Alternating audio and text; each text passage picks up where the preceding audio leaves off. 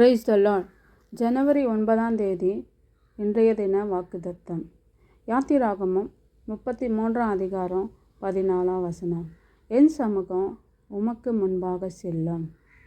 கர்த்தர் சமூகம் நமக்கு முன்பாக சென்று நமக்கு வழியை ஆயத்தப்படுத்துகிறது, தடைகளை நீக்கிவிடுகிறது, சத்துருக்களை அகற்றி விடுகிறது, நம்மை சரியான பாதையில் நடத்துகிறது.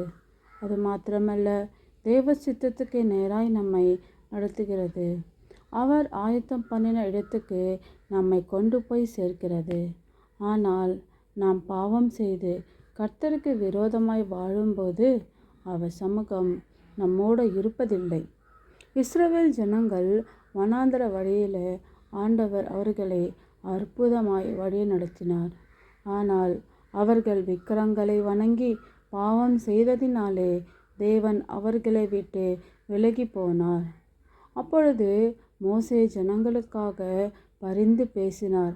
அவர்களுடைய பாவங்களை மன்னிக்கும்படி மன்றாடி ஜெபித்தான்.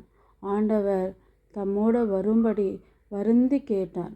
மோசேயின் ஜெபத்தை ஆண்டவர் கேட்டு மோசேயோடு சொன்னார், என் சமூகம் உமக்கு முன்பாக செல்லும். இந்த நாளில் உன் வாழ்வில் ஆண்டவர் உன்னோட வராதபடிக்கு ஏதாவது பாவம் உன்னிடத்தில் உண்டா? இன்றே அவற்றை அறிக்கை செய்து மனந்திரும்பு. கர்த்தர் நித்தமாக உன்னை வழி நடத்துவாராக.